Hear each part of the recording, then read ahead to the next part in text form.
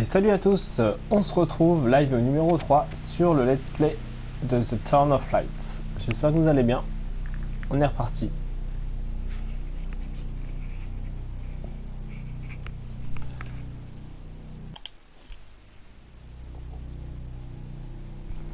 Toujours ce temps de chargement assez long.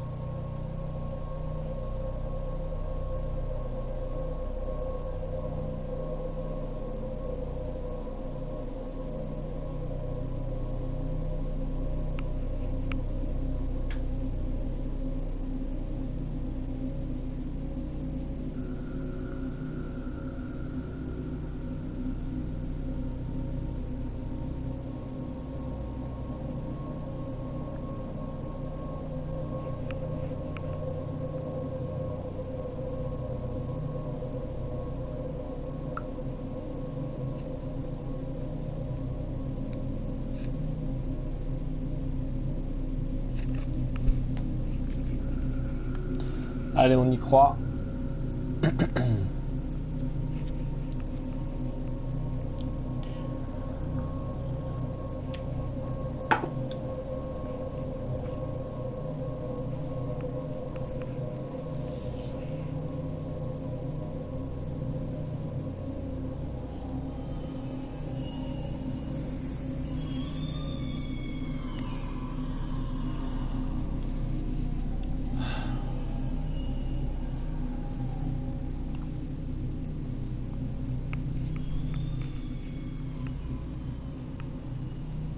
On attend de mourir.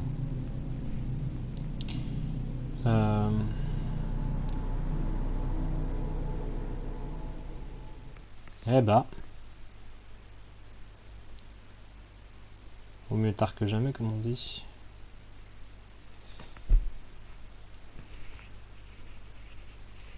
Alors, on s'était arrêté. On avait lu ça, je crois.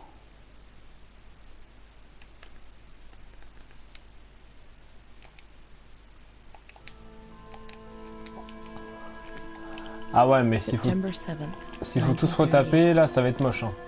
The patient frequently indulges in Ah, putain. expressed in an explosive tone of voice. This morning she threw away the milk, saying it was full of urine, spittle, and all kinds of other filth that order her to do things. She says she heard children singing and that they were locked up in a school. January 20th, 1939. Introverted, dazed, cannot focus on anything. When questioned and stimulated, she starts crying and weeping. At other times, she laughs. June 1st. Apathetic. Eats very little. She refuses to be touched. Does not respond. Spends her time in the grounds. The cooks report that she sits on a bench in front of the kitchens. October 14th. Return of impulsive behavior. This morning she asked for 2 eggs to make zabayoni, but when she got them, she threw them up in the air. Excited, clamorous, slightly confused, takes her clothes off. December 8th, tied to bed for 15 days.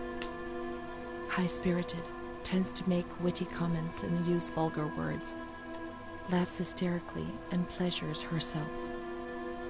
The nurses report that about 2 weeks ago she remained in the showers on her own and didn't want to leave. They said that when they took her away, she swore at them and then lashed out and bit them. 2 nurses had to be treated for their injuries. They've kept her tied to the bed since then. Transferred to the slightly agitated ward, from the care of Dr. B to the care of Dr. C. I was with Amara in the showers. My memories are terrifying. They're not real, are they? Alors...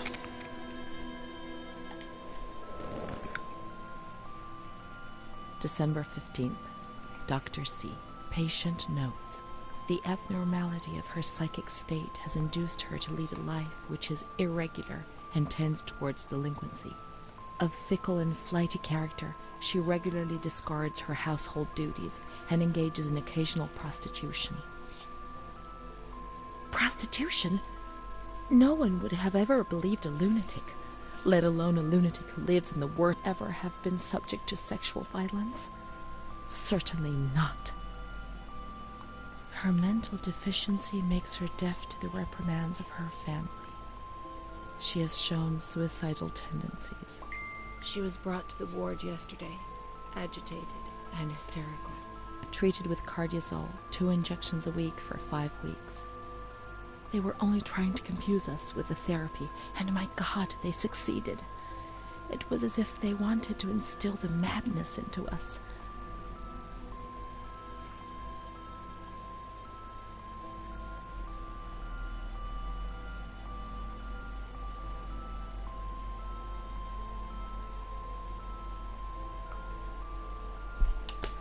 Alors,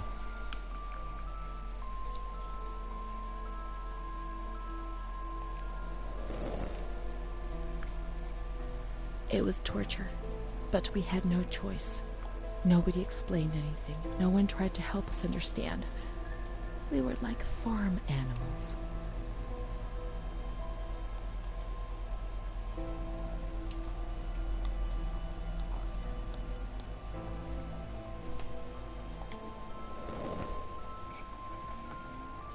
June 2nd. After a long period of calm and improvement, the patient is very agitated today and vehemently refuses to submit to a gynecological examination. She swears and curses those helping her, flailing her arms and hitting them. According to reports by Dr. B, the patient has been subjected to periodic checkups since she had a spontaneous abortion about 2 years ago in her 3rd month of pregnancy. Conception occurred after she had sexual intercourse with a stranger who sneaked into the hospital grounds. Details are contained in the charges filed at police headquarters in Volterra, a copy of which is attached to these clinical notes. ES therapy. That's how the reality is concealed. It has all been planned very carefully.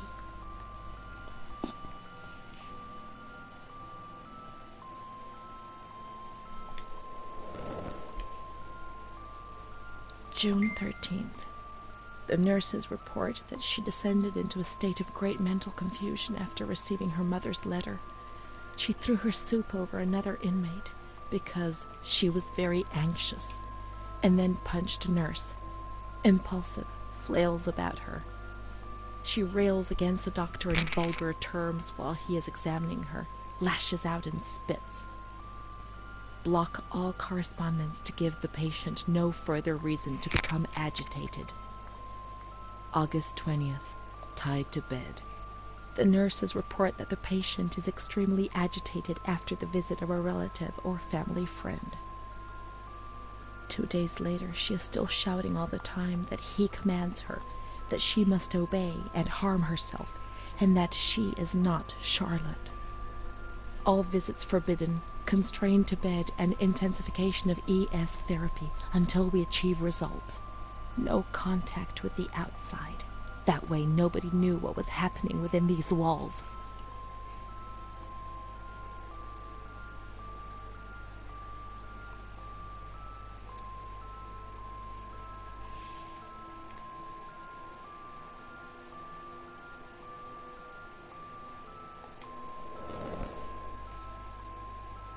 March 3rd.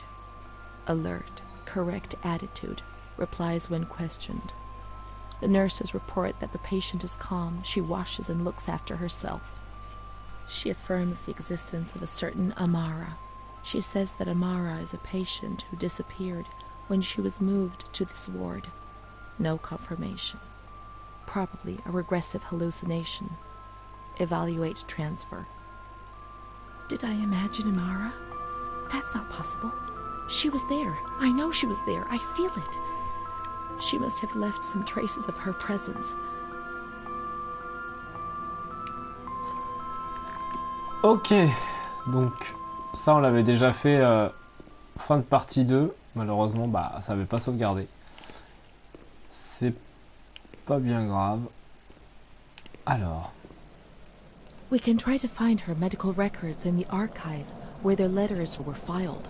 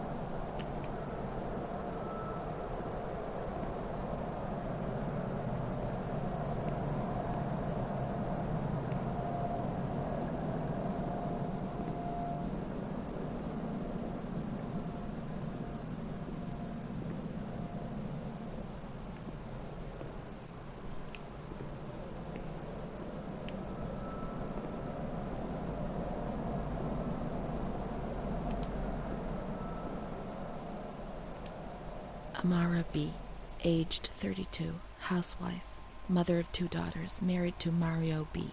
So Amara does exist. Yet she had no children and wasn't married, but that photo, it's her. June 3rd, 1936. Admitted yesterday, showing signs of improvement. June 8th. Cheerful, calm, and tranquil. Her behavior is good and she is keeping herself clean and tidy. Discharged on June 10th. April 28th, 1937. Arrived accompanied by her husband in an anxious and nervous state. Has difficulty speaking, trembles. Discharged May 14th. March 8th, 1938. A few days before Renee was admitted, she told me that she too had been admitted only a short time previously. Arrived yesterday in a febrile state. Discharged March 14th. She didn't leave. Certainly not after a few days. No. June 22nd, 1939. Readmitted once more. The patient shows rapid improvement. Discharged July 2nd. August 1st, 1941. The latest of many admissions due to agitation. Discharged August 27th. She came and went, stayed only for short periods, but I remember she was always with me. What's going on? March 4th, 1942. Back again, the same situation. Previous admissions, the patient seems depressed even after a few days, although her demeanor is calm and she is attentive. Discharged March 25th. April 2nd. The patient is distracted and apathetic. Her husband brought her here and said, "She's not eating, doctor. She spends all her time sleeping. I'm so worried, doctor. You know her. You can help her." April 6th. Tuberculosis. Patient transferred to the Maragliano Pavilion and is in isolation. May 3rd, 1942. Death from tuberculosis at approximately 8:30 a.m. Is Amara dead? Poor dear friend, I wasn't even able to say goodbye to you. Enclosed is a manuscript written by the patient, probably in a state of delirium. I'm dying, I know it. I'm losing a lot of blood, bleeding internally too. It's strange. Since I came back in here, I can't stop thinking about that little girl with her sad eyes, her desperation. I only saw her for a short time, it's true, but she remains in my heart. Will she still be here? I hope to God not. I hope she's better and her mother's taken her home. My memories don't match up. What's the point of this? Perhaps my memory is playing tricks on me. Things are not as I remember them, as I see them. But she said she liked me. I just can't understand it. I just wanted to say goodbye to her for the last time. I never even said goodbye to her.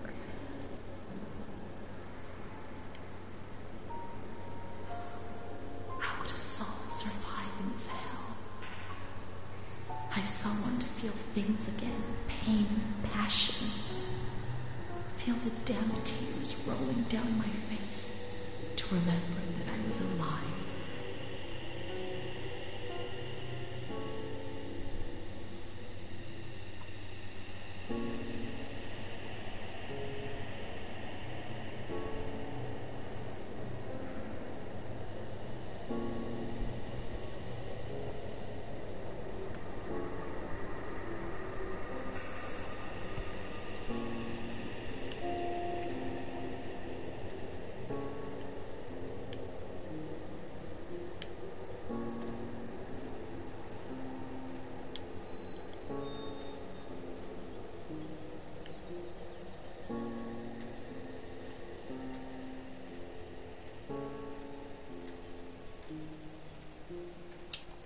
I can't be sure it's Amara's. These crosses are nameless. How will we ever know who is buried here?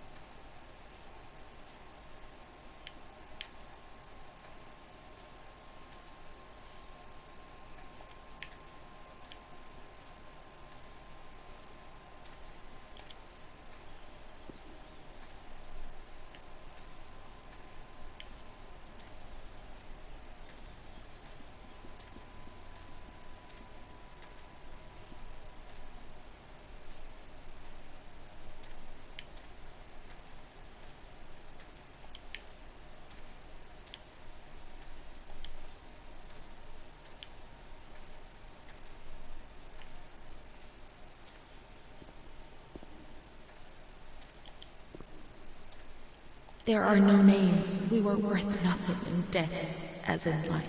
If there was someone out there who cared for you, well, perhaps. I had Mom. Let's go and wait for her. She'll come and get us. She promised.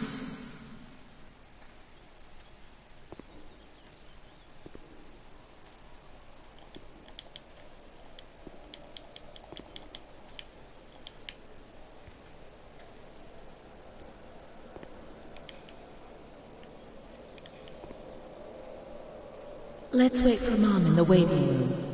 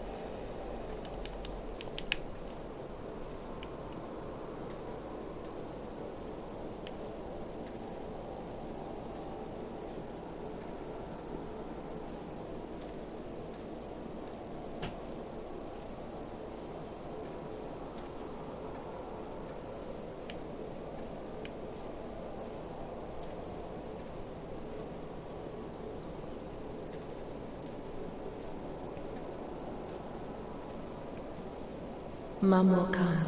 She'll come. She promised, and she'll come to get us.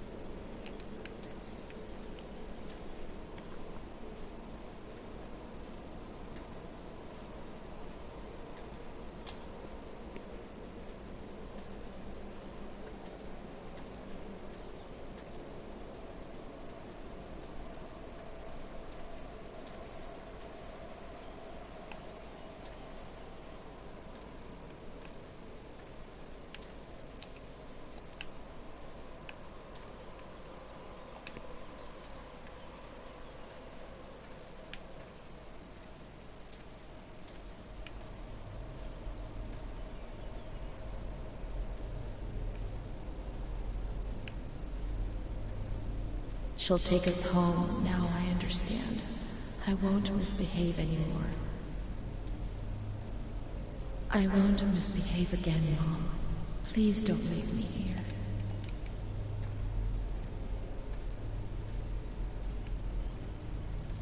I won't cause any trouble. I'll be quiet in my corner.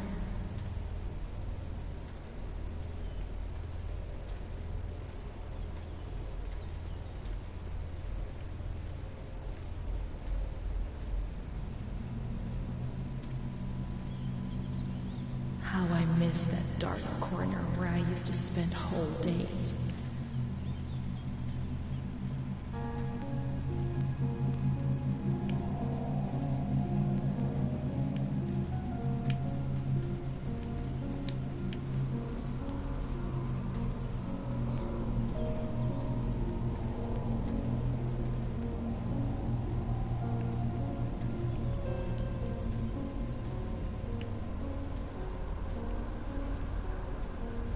I'll stay there like a good little girl, but take me away from this place.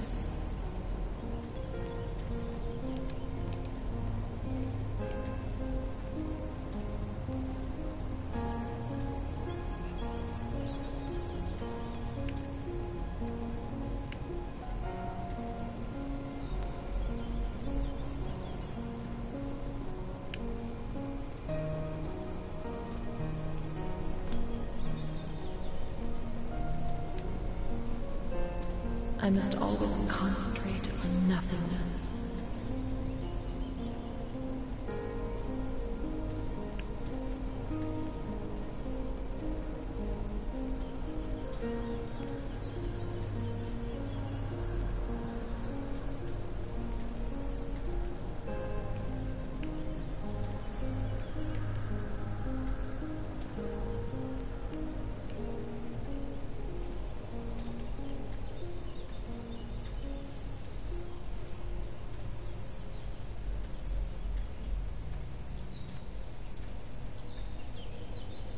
Otherwise, I get confused and I'm afraid I won't be able to find my way back.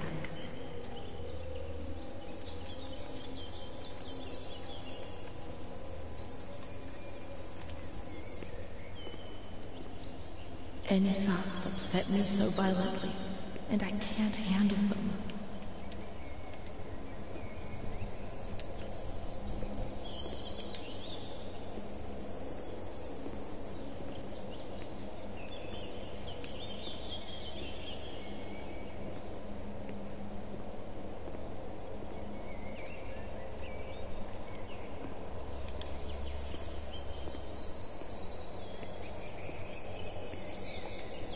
I'm afraid of myself, of what I might do when I get confused and don't remember anything.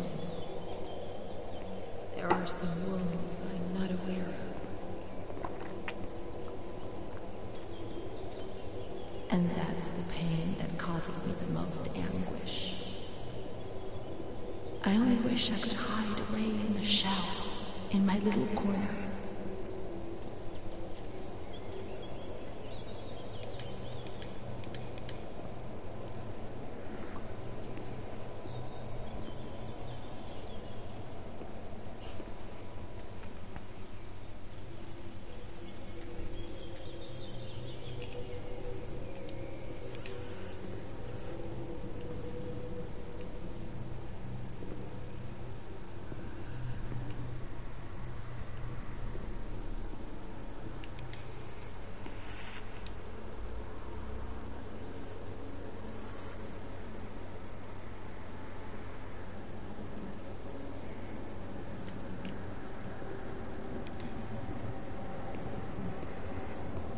What if she's been already, and she's already left? Let's check in reception.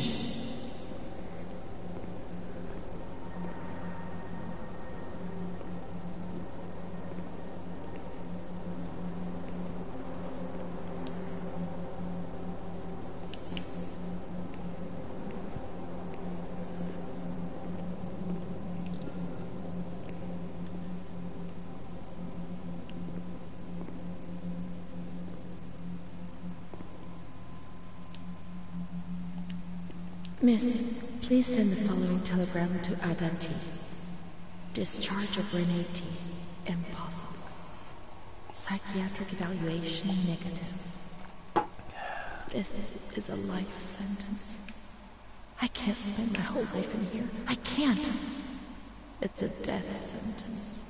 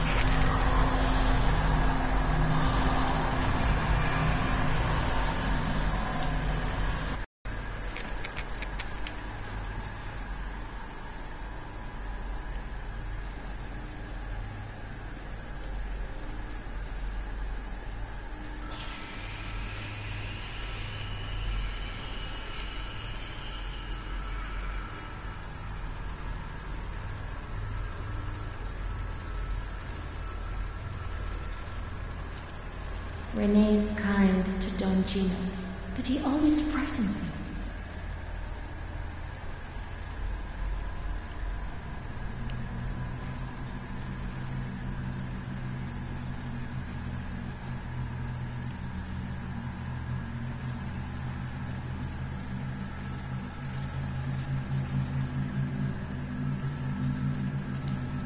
A cat goes into my mouth and eats me from inside. At least you can't see what's happening.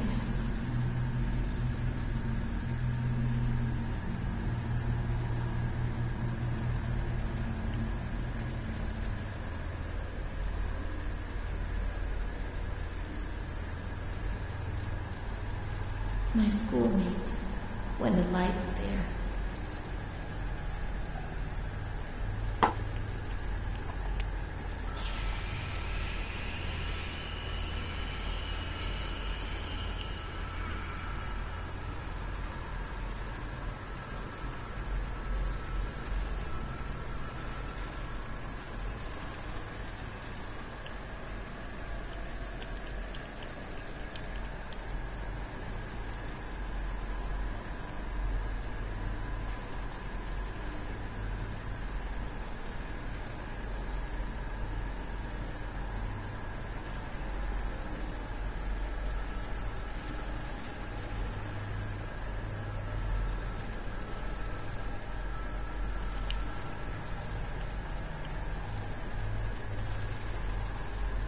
My baby Charlotte is so beautiful, and she's so good.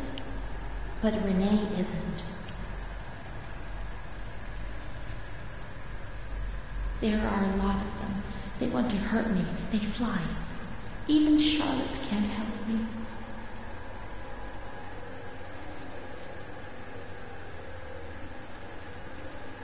Mom works so hard because I have to eat, or I won't grow.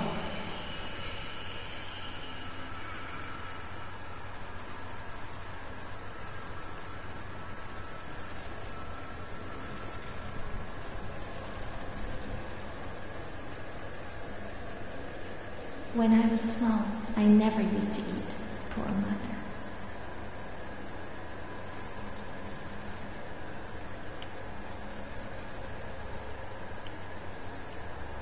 Mr. Onofrio is so nice. I'm bad because I'm not kind.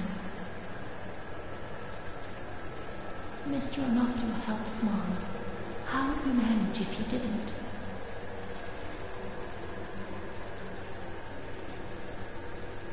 Mom always has to work because it's so cold in winter.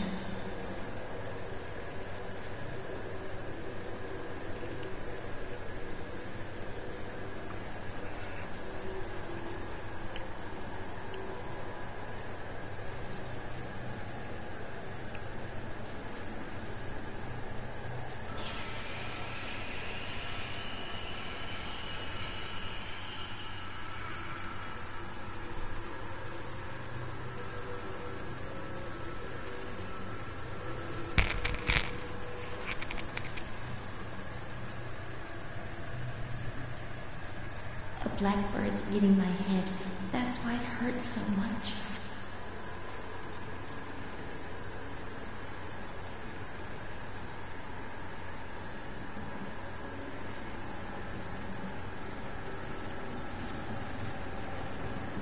We learn so many things at school, and so we have to attend.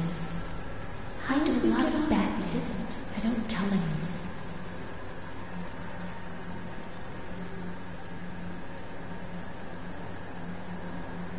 Mr. Onofrio is very kind and helps us.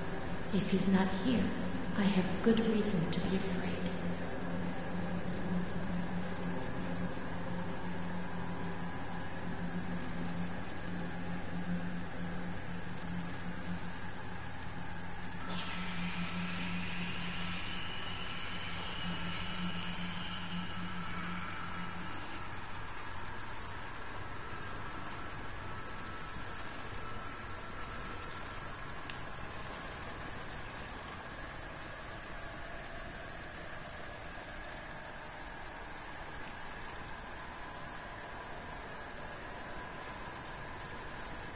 I'm not like the others, Mom.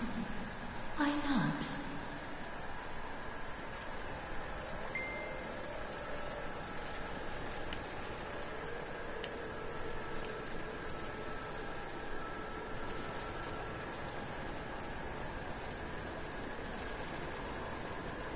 Don Juno knows everything.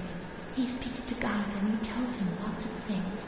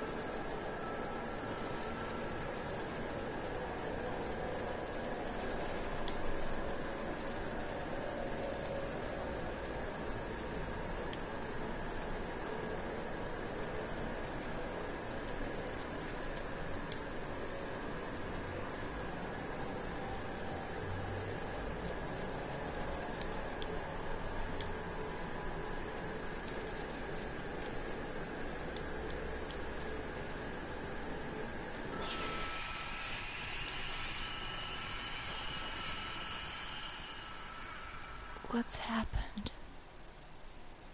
What is this place? Maybe I'm dead. I can't see any light. Maybe I am dead. I can't get up. What's going on? What's happening to me? There's no one here, but these noises. God, my head is killing me. I can't keep my eyes open.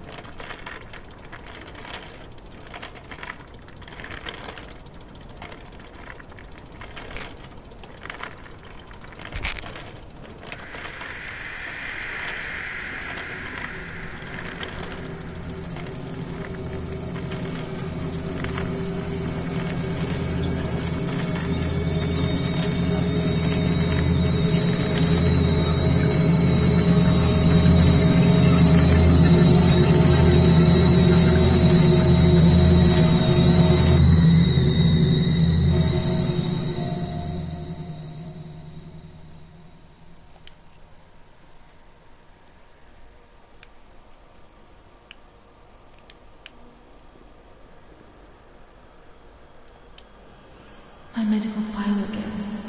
I don't want to know. I don't want to know anymore. There's only confusion. There were some who had scarcely seen me.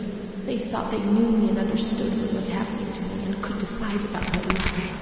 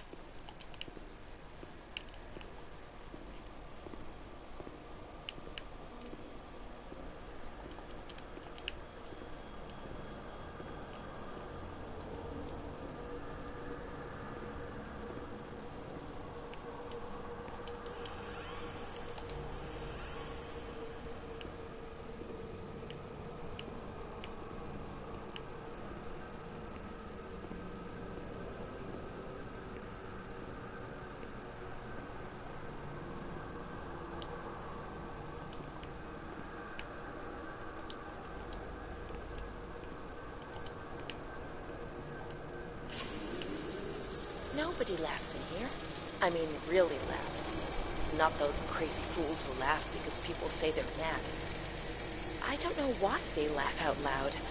They say I'm mad too, but I never feel like laughing. People used to laugh at me, but they were right, you know? You can't always cry and people laugh when they're afraid, don't they? It happened to you, not to me. It's better that way. They do that to show they're lucky. You mustn't take offense because it's true. And deep down, it's just like pity, if you see what I mean.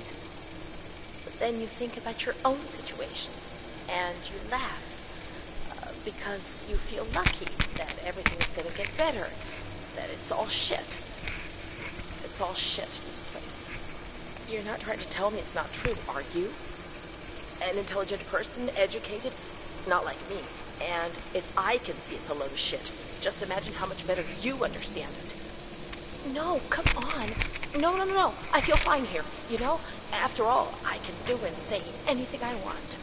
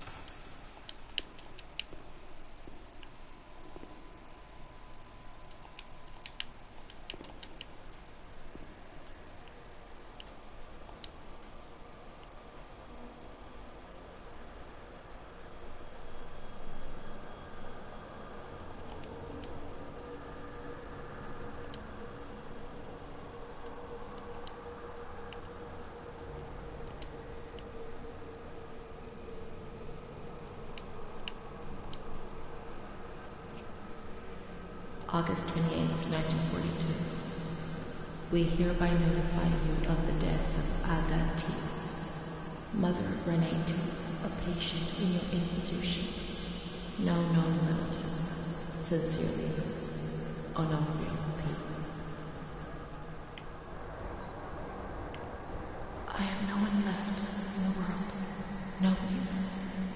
Solitude is very strange. It muffles everything, slows it down. It's an endless scream that makes no sound. A silent scream. I can't stop looking at myself. I will never leave this place. There is nobody up here for me. These walls have become my skin, and the wretched desperation within them is my soul without a voice. Here, nobody weeps anymore. How I would love to feel life, desperation, anger. I've stopped dreaming, daydreaming, maybe even thinking. I've lived in a reality which has corroded me and has stripped me of everything, even my ability to feel pain.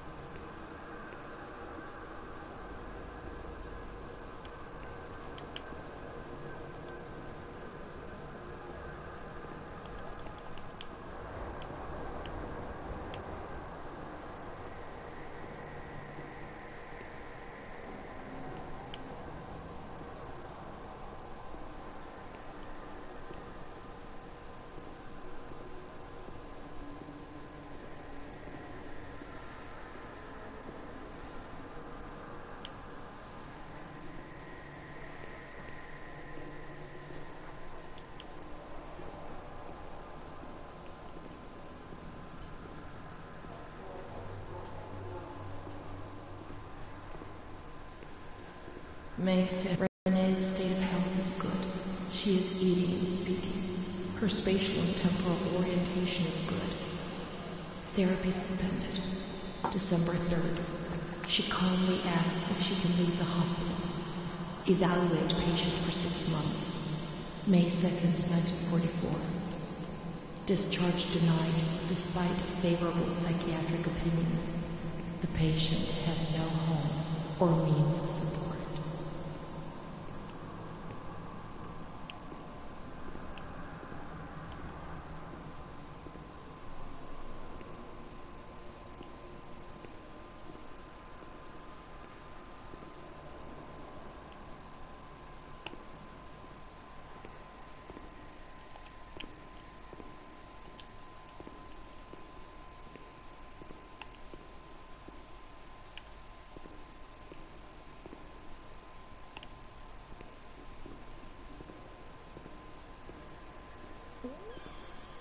May 4th. The reasons why discharge is impossible are explained, and this is how Renee learns of her mother's death 2 years after the fact.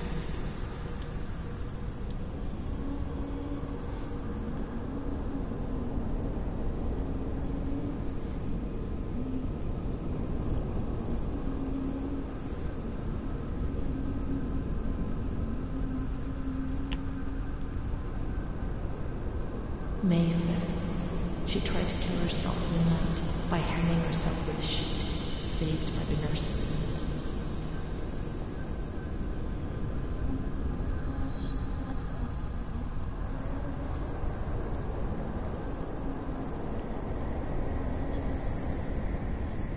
Restrained to her bed, she once more tried to kill herself by suffocation. The decision has been taken to perform a transorbital lobotomy.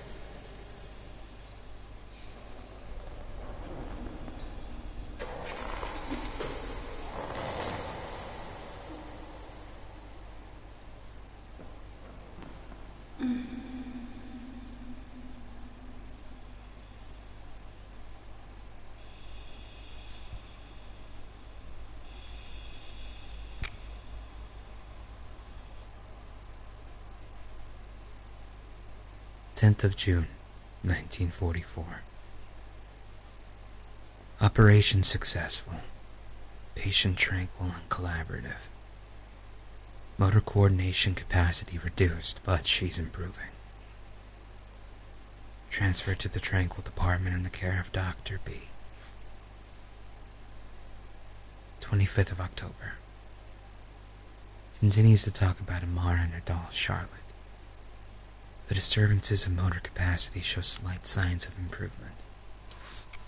Difficulty walking, not capable of riding, and the nurses report that they have to help her dress, wash, and feed herself. In the summer of 1944, Renee was transferred back into my department. aware of little, indifferent, hardly ever spoke. One day, she said, when I find the courage to look at myself in the mirror, I see a young face which is aged and looks at me full of fear. She is a woman now who has changed profoundly compared to the girl that I had under my care several years ago. Only the sadness of her gaze and her intelligence are unchanged. She's so young, just 23 years old, but is lacking all vitality. Perhaps her condition may improve, but probably not. Her life has been thrown away, and nobody did a thing to try to avoid this.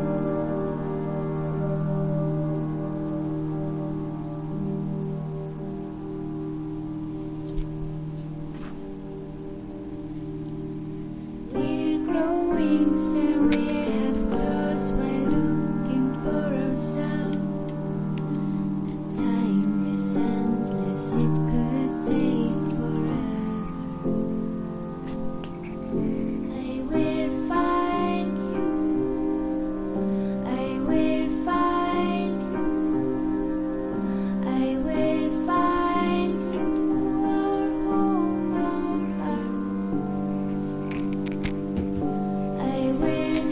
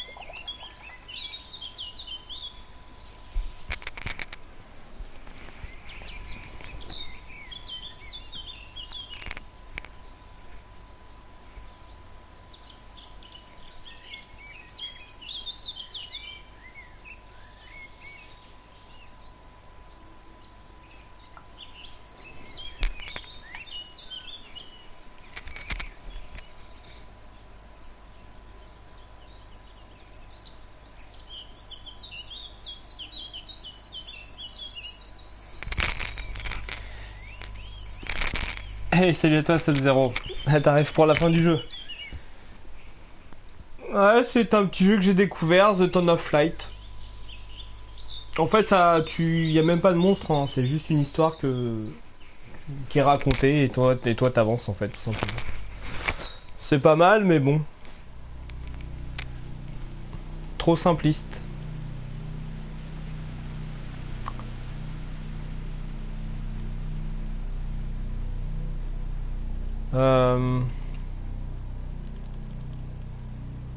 C'est quoi ça? Enfin, je vais lancer ce truc là, on va voir.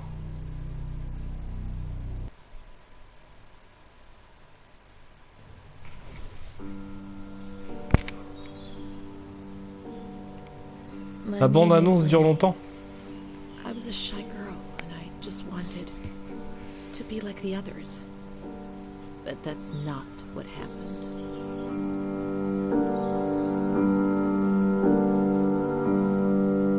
So here you live above my mind. I wish you heard that my mind is trying to read yours and easy for a bird.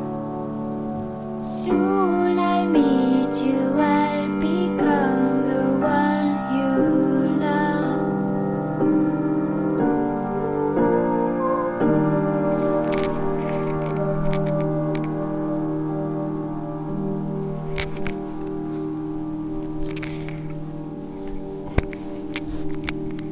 We're growing and we're Attends, tu vas me reconnaître? De quoi tu parles? looking for ourselves.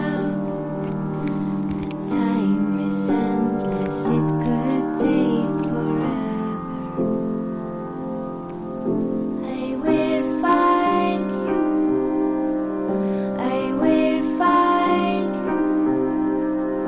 I will find you. Our home, our heart. I will find you. I will find you. I will find. Ah non, mais je sais bien que c'est toi ma poule, hein. T'inquiète pas, Sub-Zero. Enfoiré, laisse-moi tranquille. Non, puis bah, ouais, ça faisait un petit moment que j'étais pas retourné sur un stream et tout, et c'est vrai que maintenant, enfin, j'ai un peu moins le temps en ce moment, je vais être honnête. Et puis là, d'ici un jour ou deux, je crois que t'as Final 12 qui sort, donc je vais me mettre à fond dessus. Don't be scared, don't fly away. Our home will soon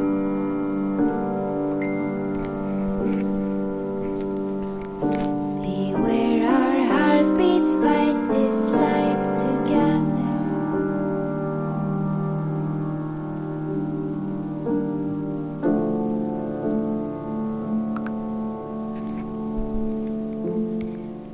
La gueule de la meuf quand même.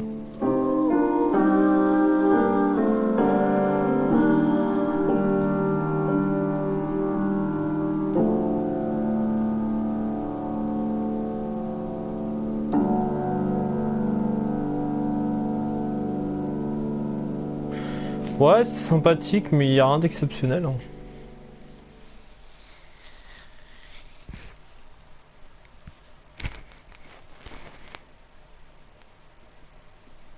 Ouais. Par contre, je pense pas que je vais partir sur un live parce que j'y jouerai occasionnellement. Parce que beaucoup moins de temps là, avec le boulot, avec la petite femme, enfin avec tout, qui fait que voilà. Mais ouais, celui-ci c'était l'occasion, j'ai envie de le faire, mais au final il est pas long, hein. J'ai dû faire, ouais, même pas 5 heures, même pas 4 heures, je sais pas. C'est un petit jeu sympathique.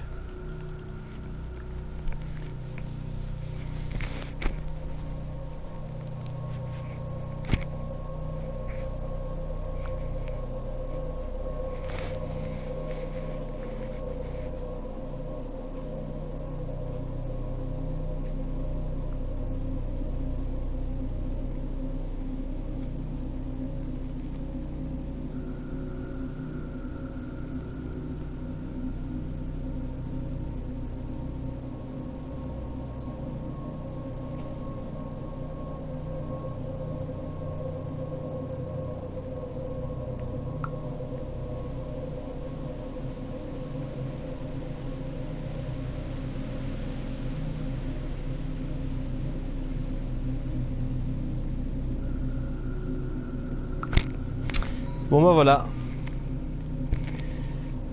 Espèce d'enfoiré. Rigole pas en plus.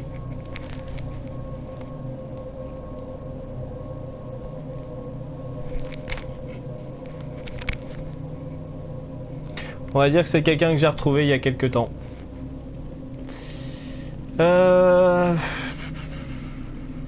Puis quelle heure? Putain, faut que je fasse mon sport. Ouais, donc voilà. Après, peut-être que...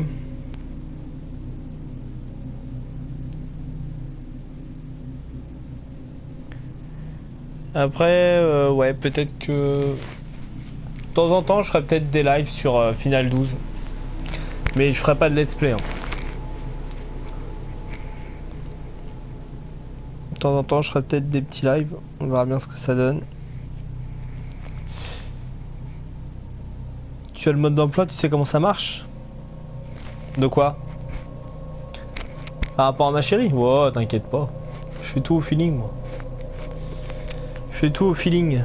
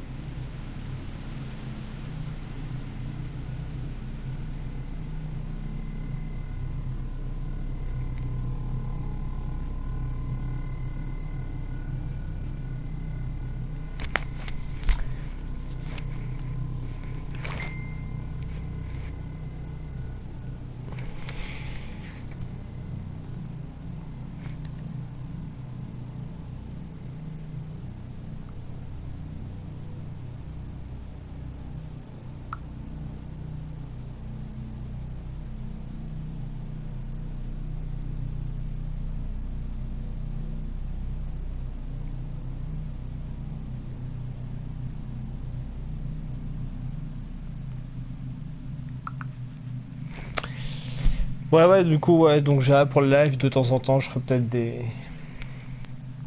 petits lives sur Final 12.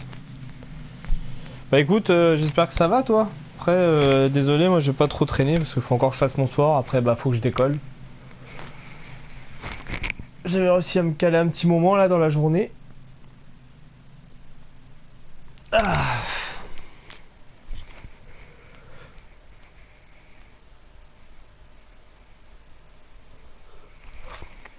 Mais du coup, pas de soucis, hein. Du coup, si tu me vois un de ces quatre faire des lives, n'hésite pas à venir faire un coucou, ça fera plaisir.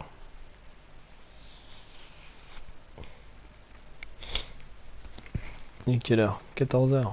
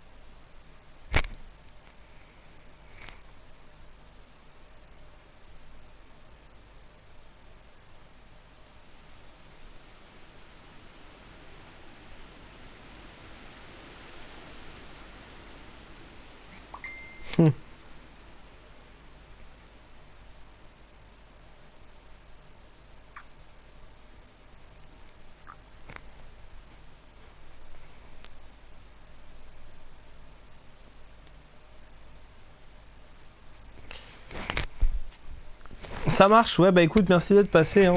Puis t'inquiète, de toute façon, on papotera un peu plus la prochaine fois. ça sera un peu plus détente sur Final 12. On verra ça. Ouais, je fais des boujous et puis bah passe une bonne journée. Allez, à très vite.